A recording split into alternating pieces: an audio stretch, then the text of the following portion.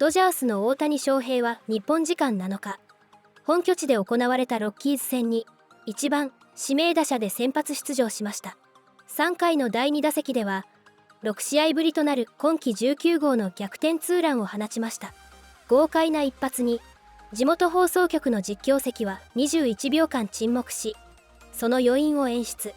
解説陣も小細工は通用しませんと語り、相手投手になすすべがなかったかのような賛辞を送りました。さらに大谷は今季7度目で最多タイとなる3安打の猛打賞を記録。試合後には多くの関係者から称賛の声が相次ぎました。これらの模様を日本語字幕付きでご紹介します。Rush in to open the third for the Dodgers against Freeland. Cracks the first pitch he sees down the line and it scoots to the corner. Extra bases to open the third for the Dodger catcher. Setting the table for Shohei. Dodgers have put the leadoff man on back-to-back innings, looking to cash in here with the top of the order coming up. Ohtani blistered one his first time, but it was caught in center field by Carrig. Does so again the other way. McCarthy's going back. Track wall, goodbye. Ohtani's 19th, and the Dodgers are in front. 88-mile-an-hour cutter, and Shohei's not having anything to do with that, right? 106. How about this? 2 pitches, 2 runs. Another look at the Ohtani home run that's made it 2-1 Dodgers. And he tried to throw a cutter, and that thing just leaked right down the middle part of the plate. Shohei let it travel. Again, as good as anybody driving the ball the other way with power. Well, you go back to 1933, and here's the starting lineup for both the National League and the American League, and we've highlighted the folks that went on to be inducted into Cooperstown. Frankie Frisch, Chuck Klein, National League, those were the leaders, and virtually the whole lineup for the American League. I mean, that American League team is gross. The American League team, Babe Ruth hit a home run in that game. It was a 2-run shot. This ball's well hit to left field by Shohei, and it's going to get out. And now it's 2-1 LA, and for Ohtani, that's his 19th of the year. And for Shohei, it's his 3rd career home run in 15 at-bats against Kyle. I mean, we can't say it enough. We just showed 1933 Hall of Famers. None of those guys can light a candle to Shohei Ohtani. I mean, you're watching the greatest baseball player that's ever lived. What he can do on the field, and that ball was crushed. I think back to one of the other homers he hit against Kyle Freeland. That was a pitch that was up and in, off the plate by almost a foot, and Kyle's reaction told you everything. He was like, what was that? How did he possibly hit that pitch out? For that one right there, he stayed behind that unbelievably well. The Dodgers up 2-1. They can play ping pong with the seats as well as anyone in baseball. That's their 123rd home run. It's top 4 in the sport. Their OPS is 787. That's number 1.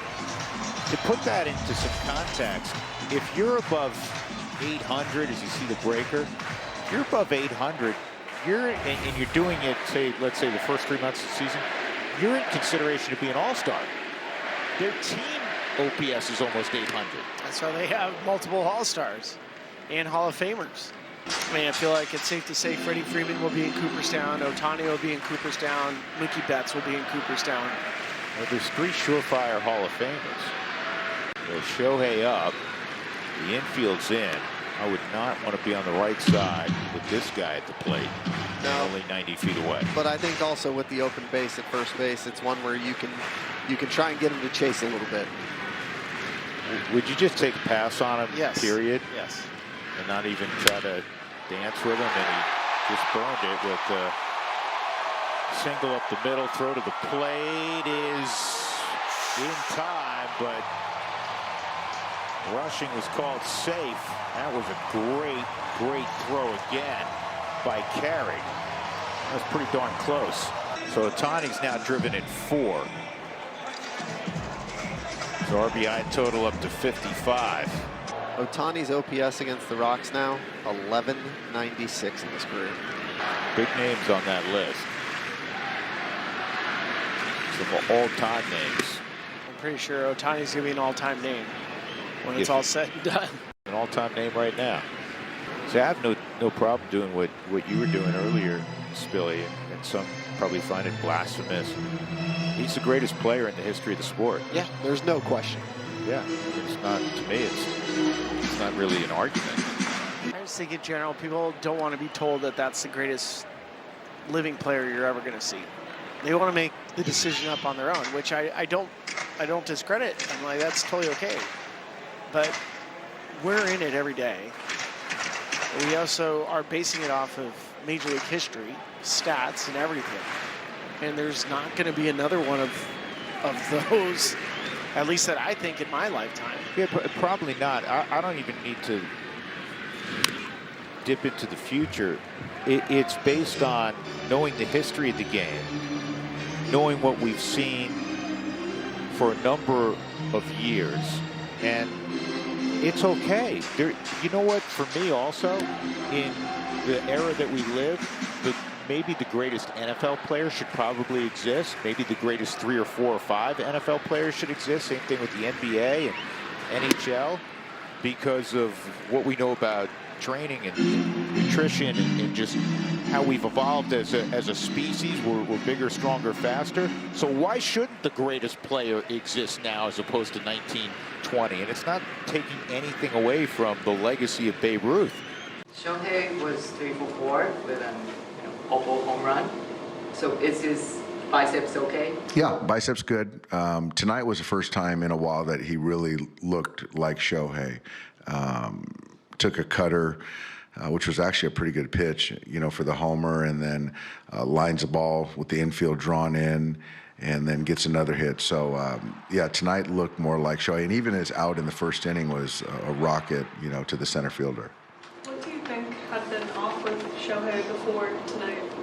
I don't know. I think that, you expect this every night, but I think that sometimes there's a little bit of trying to work the mechanics, or maybe a little overall fatigue, body fatigue.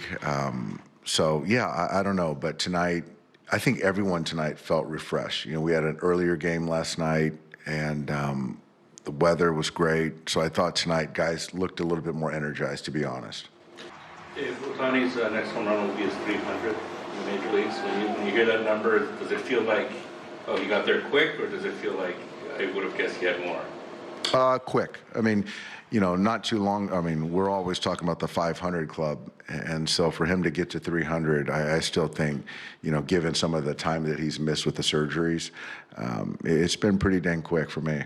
4 runs tonight. Jerry also hit his 19th home run. A little lefty on lefty crime. He's going to be first pitch swinging. Breaking ball, a little slider in the zone. You call it a cutter. But Shohei Ohtani does a great job of getting to it and through it. How about the catch there by the Dodger fan as well? Great monos in the outfield. Look, one more look at it. Head down on contact. Exit velo about 106 miles an hour. The ideal launch angle, I'm going to say somewhere around 29 degrees, which is great, especially when the moon is not out. When the moon's not out, you can go under 30. Great job, Shohei Ohtani, going the other way. And I love when he stays square. We said it earlier. After April, he made a conscious effort to keep that front shoulder closed as long as possible. When he does that, his hands flying through the zone. The Dodgers have more than enough pitching to survive Shohei just being the best offensive player on your team. That if you just snapped your fingers and said he's just going to go be a DH every day, the Dodger machine has a slight hiccup, but not much of one. No. I don't think the odds in the World Series or any of that kind of stuff changes. No, not at all. I mean, I look at this year. He came into this year with the goal of trying to win a Cy Young award. He may just have to settle for an MVP. Like that's what we're looking at with Shohei. Like, hey man, the Cy Young, in a year where National League pitching is as deep as I've ever seen. You've got Sanchez and Mizorowski and all these other guys. I mean, even Yamamoto, right, has gotten himself back into the conversation. Yeah, sure. Shohei, hey, I don't know. Maybe you're just going to win an MVP. That's all. Do you think he would look at it as this is so stupid to even ask out loud, but because he's so different than everyone else, will he look at, like, if he has to at some point in his life just hit Does he look at that as some bizarre form of failure? Probably. That I can't do both anymore. Never mind that he's the only one that's ever done it like this Right. ever, or at least since Ruth did it 100 million years ago. But that, oh man, like I'm not doing what I can do to help my team because all I do is hit 50 home runs a year. Yeah, I'm sure. All the stories you hear about him actually have said that he prefers pitching, that he thinks of himself as a pitcher first. And like the hitting is just one little side quest that he has gone on in his life. So yeah, if he has to sort of give that up, I'm sure he's going to look at that as a major disappointment that like now I'm only a one-way player. I'm only helping you guys every day, 3 to 4 times a ball game as opposed to, pitching for 6 innings. Knocking on wood right here, but he's going to win the MVP unless something very unforeseen happens. He's going to win the MVP. That will make 5. That will make 4 in a row. Only Barry Bonds has more than 5 MVPs. He has 7. Does he catch Bonds? Because if he's a two-way guy again next year, even if he's let's just say he has the same pitching impact that Emmett Sheehan has, okay? And it will be better than that because he's better than Emmett Sheehan. But let's just say, for the sake of the conversation, that his pitching impact is Emmett Sheehan and he's Ohtani. He's the MVP again. Like there is no argument that there's a more valuable player than Emmett Sheehan plus Shohei Ohtani. Right. Do you think he catches Bonds? I think so, but I also think there's going to be a year or two in there where the voters get Shohei fatigue. Okay. I think that becomes a thing where if there's somebody else who just has, I mean, it's going to be a one-way player, obviously, but if somebody who has just a phenomenal season, right? If like an Aaron Judge type offensive season in the National League, just one of these record-setting sort of years, somebody hits 65 home runs and a ridiculous OPS, I think the voters will get Shohei fatigue and they say, you know what, let's give it to so-and-so because he's having an amazing, Shohei's being Shohei, this guy's being Shohei plus. I think you're right. I agree with you. The reason Bonds has 7 and not 10 is exactly what you just laid out because he should have more than 7. But let's say somebody hits 65 home runs and has an OPS of 1,100, which is, crazy. Is that more valuable than a guy that's got an OPS of 1,000 and pitches 100 innings? No, it's not. I mean, somebody once said, imagine if you had told the 90s version of me that we would one day have John Smoltz and Barry Bonds and that would be the same person. Like, that's kind of what you're looking at right now. But no, it's not. I mean, even if Shohei as the pitcher were just a league average pitcher but still the same hitter, no. That's not more valuable than that. I've brought this up before. Like, I'm not so sure. Pretend Shohei Ohtani doesn't exist. We've never seen him. But the next guy that shows up is a combination of Tony Gonsolin and Chris Taylor. Okay, like, that's pretty amazing. That's the MVP of the league. That's pretty amazing. That is the MVP of the league, Right. And you can't convince me otherwise because you're doing it's like you get an extra player on your roster. Everybody else is playing with 26. We get to play with 27 because he can do both and survive at both. Yeah. Is he I know Chris Taylor and Tony Gonsolin were all-stars, I think, once each, but that's crazy. Yes. He's Smoltz and Bonds. Right. Not Taylor and Gonsolin. No. I mean, the fact that the league's best hitter and the league's best pitcher, or at least, the top 2 or 3 in each of those categories resides in the same person. It's mind-boggling, right? Like I don't think we ever considered the possibility of something like that happening. I mean, you hear about Babe Ruth being a pitcher and a hitter. He was a pitcher for a relatively short amount of his career.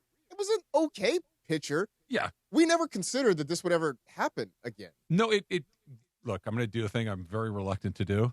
I'm going to give the Angels a lot of credit, okay? They were kind of the only team that was 100% on board with go try both.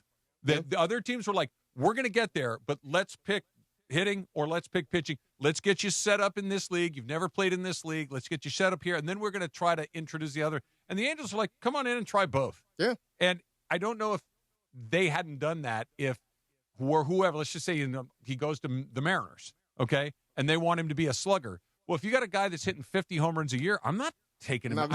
What do we do? No, I'm not going to add something to this. Just let him continue to hit 50 home runs. And the Ruth thing always bothers me. This is not the same sport that Babe Ruth was playing. No. This is against the same. Shohei Ohtani is competing against the world.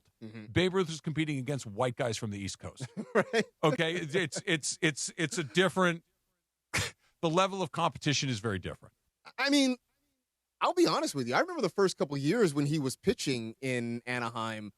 It wasn't particularly great at first. It took a while to kind of. And I do remember saying a couple years in, like, I don't know, maybe he should just be a hitter. Like, maybe he should just be a hitter. Like, I don't know if the pitching thing's going to work out. Then he had the surgery and he came back and all of a sudden just took off. And I was like, okay, well, I look like an idiot. But, like it. Well, do you remember when he first showed up in spring training in the very first year? He couldn't hit. Yeah. Like, it was like, everyone's like, okay, look, he's a pitcher. Like, he can't hit at all. And then, well, like you said, we were all looked like idiots. Yeah. Yeah. I mean, just, and to your credit, to your point, the Angels, give them credit. Now, some of it might be because, hey, we're the Angels. What do we have to lose? I guess. Like, let's just do it. Like, we got nothing to lose here. If this works, then it's great. If it doesn't work, then hey, so what? The summer of soccer is. But let's talk about Shohei Ohtani, who returned to the lineup yesterday on his 32nd birthday after being pulled for the bicep issue. He's also dealing with a blister and the knee soreness. How cautious do you see the Dodgers being with Ohtani pitching him before the All-Star break, or is it just he's still kind of dictating, this is how I feel, put me in there? They're going to be very careful. I mean, Shohei is right now going full bore, as Mike Soch used to say, Alex, full gorilla. Yeah. On everything that he does. So he's leaving it all on the field when it comes to pitching, all on the field when it comes to hitting, his preparation, his minute to minute. I mean, his day is calculated to the second.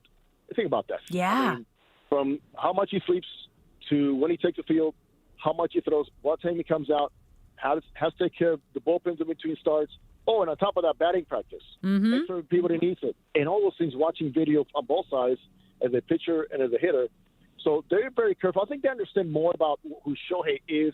And Shohei now at 32, poor guy, old guy now.